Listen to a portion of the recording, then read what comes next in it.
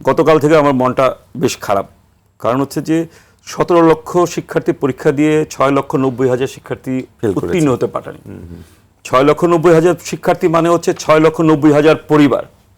কালকে তো একটা বিষাদের দিন গেছে। কিন্তু আপনি যে সময় ম্যাট্রিক পাস করেছেন সেই সময় তো আপনার এই ধরনের অনেক পার্সেন্টেজ অকৃতকার্য হয়েছে না? আমি বলি সেই সময় কি আপনার এটা মনে হয়েছে যে আমি বলি যে আপনার আমরা তো এইটার জন্য যে ছাত্র আন্দোলনে যোগ দিয়েছি, যে এই যে বৈষম্যটা তৈরি হচ্ছে, বৈষম্যটা কোথায়? আপনি কিন্তু জেলা শহরে, বিভাগীয় শহরে কিন্তু জিপিও কমে নাই, উত্তীর্ণ হওয়ার সংখ্যা কমে নাই। কোথায় কমেছে? গ্রামাঞ্চলে কমেছে। তার মানে কি, আপনি একটা শিক্ষা ব্যবস্থা তৈরি করেছেন যেখানে শহরের ছেলেমেয়েরা হচ্ছে প্রিভিলেজড, আর গ্রামের ছেলেমেয়েরা হচ্ছে আপনার মানসম্মত শিক্ষা পাচ্ছে না। তো ফলে এই যে বিভাজনটা, আরেকটা হচ্ছে যে আমাদের শিক্ষামন্ত্রী কেন হচ্ছে সহানুভূতিশীল হতে পারছে না। এবং উনি উদাহরণ তুলছে 78 পেয়ে আমি তো 80 কখনো পাই নাই। মানে জিনিসটা এরকম না, আপনি তো অভিভাবক ভাই, আপনি আপনার সময় হয় নাই বলে আপনি তো এটা করবেন না। আমাকে বলেন, একটা ছেলে এখন হয়তো অনেক স্কুলে 2টা পরীক্ষা হয়, মানে আর আমাদের সময় 3টা পরীক্ষা হতো, একটা ছেলে 30টা পরীক্ষা পাশ করলো, কেন হচ্ছে ফাইনাল পরীক্ষাটা পাশ করতে পারলো না? এইটার দায়িত্ব কে নেবে? মানে আমি 30টা পরীক্ষা পাশ করলাম, 31 নম্বর পরীক্ষা হচ্ছে আমার স্কুল ফাইনাল পরীক্ষা, এই পরীক্ষাটা আমি পাশ করতে পারলাম না। এর যে সামাজিক অভিঘাত, মানে সেইটা হলো না, অভিঘাত না, এইটার যে মানে ডিমেরিটস বা মানে লুফলস গুলি, সেগুলি তো মানে শিক্ষামন্ত্রী খুঁজে বাই করতে হবে। আগে শিক্ষামন্ত্রী ছিল যে 93%, 90%, 95% পাস দেখাও। সুতরাং না লিখেও, খাতে না লিখলেও বলতে যে তুমি কি বাসা থেকে নাম্বার এনে দিবে, যে নাম্বার দাও। তার মানে কি, আমি বলছি যে লেখাপড়াটা শহরে যেভাবে হলো, মানে বাবা মা কোচিং টোচিং করায় হচ্ছে, মানে উত্তীর্ণ করায় ফেলতেছে, গ্রামে তো সেটা সম্ভব হচ্ছে না।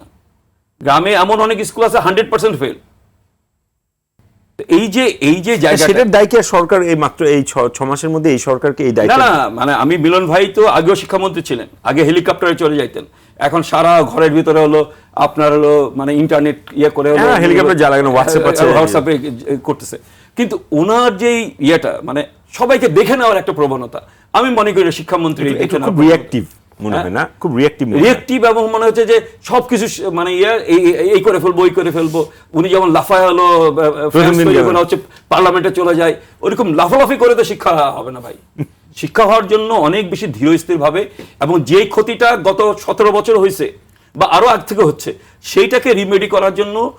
আপনি শিক্ষার কথা বলেছেন, আমি গত পরশুর একটা রিপোর্ট দেখলাম যে 6 মাসে প্রায় সড়কে হাজার হাজার প্রাণ ঝরেছে। আমাদের সড়ক ব্যবস্থাপনা, আপনি তো বলি যে ফিলিস্তিনে যে পরিমাণ লোক মারা যায়, হ্যাঁ, মানে ইসরায়েলিরা যেভাবে নৃশংসভাবে হত্যা করতেছে, আপনি দেখেন ওরকম 1-2 বছর আমার তত লোক হলো সড়কে মারা যায়। এবং এইখানেও তো মানে সড়কের যে শৃঙ্খলা ফেরেনি, সেই ব্যবস্থা, মানে শৃঙ্খলা ফেরানো তো সরকারের কাজ। কিন্তু আবার আমাদের দেখেন হাইওয়ের মধ্যে নাসিমন, করিমন কি চলে। আমাদের দিক থেকে তো এটার একটা মানে জনগণের দিক থেকে এই এডুকেশনটা জনগণকে হলো দেওয়া দরকার। কারণ তোমার প্রাণ চলে যাচ্ছে, তারপর তোমার কেন হাইওয়েতে হলো মিশুক চালাইতে হবে? যে প্রশ্ন আমি একটু করেছিলাম এই রাউন্ডে, সরকারের এখন যে পথে হাঁটছে সেটা কি আপনার কাছে মনে হয় যে? আমি একটা জিনিস বলি, আমরা কিন্তু ঐক্যমত্য কমিশনে গণভোটের বিপক্ষে ছিলাম। জি, আপনারা তো সাইনও করেন। আমরা জুলাই সনদ সাইনও করিনি। আমরা বলেছিলাম কেন গণভোটে আমরা যাইনি। আমরা বলছিলাম যে এই যখন ঐক্যমত্য কমিশন শুরু হয়, আমি তখন ছিলাম না, আমি শেষের 2-3টা মিটিংয়ে ছিলাম, আমাদের আগে সাধারণ সম্পাদক ছিলেন। ওইখানে বলা হয়েছিল যে যেইগুলিতে ঐক্যমত্য হবে সেইগুলির উপর গণভোট হবে, কিন্তু যেইগুলির উপর ঐক্যমত্য হবে না সেইগুলিতে গণভোট হবে না। তা আপনি অনেক এই যে 4টা প্রশ্ন, 4টার প্রশ্নের মধ্যে অনেক প্রশ্ন আছে যেখানে ঐক্যমত্য হয়নি। ইউনূস সাহেব নিজের মুখে বলেছিলেন। তো ফলে আমরা গণভোটে যাইনি। এবং গণভোট আমি এখন বিএনপিকে যে কথাটা বলতে চাই, যে তারা মানে জামাত ইসলাম বা বিরোধী দল যে সংবিধান মানে আপনার সংশোধন কমিটিতে যায় নাই, বিএনপিকে আমি বলবো যে আপনারা যে 2/3 মেজরিটি আছেন, আপনাদের ঐক্যমত্য কমিশনে যে বিষয়গুলি নিয়ে আলোচনা হয়েছে, 11টা কমিশন নিয়ে আলোচনা হয়েছে, তো সেই বিষয়গুলি আপনারা বাস্তবায়ন করেন, সেই বিষয়গুলি নিয়ে আপনারা আইন প্রণয়ন করেন, এবং জামাত ইসলাম সহ বিরোধী দল সেখানে আসতে বাধ্য হবে। কেন বাধ্য হবে? এগুলি তো অ্যাকসেপ্টেড ইস্যুস। আমাদের দ্বিকক্ষ বিশিষ্ট parliament, that is not necessary. বাংলাদেশের জন্য দ্বিকক্ষ বিশিষ্ট পার্লামেন্ট খুব একটা গুরুত্বপূর্ণ বিষয় না। কিন্তু বাংলাদেশের গণতন্ত্রায়ন, সমাজ, রাষ্ট্র, অর্থনীতির যে গণতন্ত্রায়নের বিষয় আছে, বাংলাদেশের সংবিধানে যে গণতন্ত্রায়নের বিষয় আছে, সেই বিষয়গুলি কিন্তু আপনাকে আলোচনা করতে হবে। আজকে আপনি কি বলে, আমাদের যেই সবাই, আমাদের বাংলাদেশের সব লোক কিন্তু বাঙালি না। সংবিধানে এই যে পার্সপেক্টিভটা তৈরি করা হচ্ছে, বা গতকালকে সালাউদ্দিন সাহেব যে কথাটা বললেন, আমি তো এই ওনার বক্তব্যের সাথে একমত না। আপনি বাংলাদেশের যেই মানে বাঙালি জাতি হচ্ছে সংখ্যাগরিষ্ঠ জাতি, কিন্তু এর বাইরেও তো 50টার মতো জাতি আছে।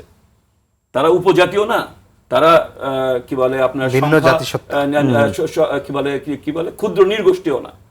প্রত্যেকটা জাতির কিন্তু নিজস্ব ভাষা, সংস্কৃতি আছে। চাকমা বা ধরেন মারমা বা ধরেন হলো ত্রিপুরার নিজস্ব রাজ্য আছে ইয়েতে, ভারতে। আপনার মণিপুরীদের নিজস্ব রাজ্য আছে ভারতে, সাঁওতালদের নিজস্ব রাজ্য আছে, আপনার খাসিয়াদের নিজস্ব রাজ্য আছে। মানে আপনার এখানে তারা সংখ্যায় কম, তার মানে তার ক্ষুদ্র জাতিগোষ্ঠী না। আপনি বাংলাদেশের মানুষ, বাংলাদেশের হলো সংখ্যাগরিষ্ঠ। ইউরোপে যান, আমেরিকায় যান বা ইংল্যান্ডে যান, ওইখানে তো আপনি সংখ্যালঘু। যদি আপনি কিন্তু জাতি তো কখনো ক্ষুদ্র হতে পারে না। এই জায়গাটায় যে সংবিধানে যে সংস্কারগুলি করা দরকার, 70 অনুচ্ছেদে সংশোধন করা দরকার, অন্যান্য জায়গা যেগুলিতে অগণতান্ত্রিক, গত 55 বছরে যে অগণতান্ত্রিকতা আসছে, সেগুলিকে গণতান্ত্রিক অবস্থায় ফিরিয়ে আনা, এইগুলি কিন্তু বিএনপি করতে হবে। যদি বিএনপি এগুলি না করে, তাহলে বিএনপি জাতির কাছে হলো বেঈমান হিসাবে পরিচিত হবে। আরে সংস্কারের আলোচনা যেহেতু আসছে, সামনে রাষ্ট্রপতি নির্বাচন হতে যাচ্ছে, 70 অনুচ্ছেদের যেহেতু এখনো মানে আপনার যে সংস্কারটা হওয়ার কথা সেটি হয়নি, তার মানে আমরা হয়তো একটা নির্বাচন দেখব, কিন্তু ঘুরে ফিরে সেই আপনার যেমন ধরেন উনি দলের বাইরে যদি রাষ্ট্রপতির নির্বাচনের জন্য অন্য কাউকে ভোট দেন, তাহলে তার এমপি আমি দাবি করব যে এখানে তারা যেহেতু 70 অনুচ্ছেদের মানে অবসান চেয়েছে, কোন দলই, বিএনপি এবং জামাত, কেউই হলো 70 অনুচ্ছেদ অনুযায়ী হুইপ জারি করতে পারবে না। তাইলে বোঝা যাবে যে তারা সংস্কারের পক্ষে। তারা যদি হুইপ জারি করে, তাইলে বুঝতে হবে যে তারা হলো মানে সংস্কারের নামে তারা হলো এতদিন হলো চিৎকার করছে, আসলে তারা সংস্কার চায় না। হুইপ জারি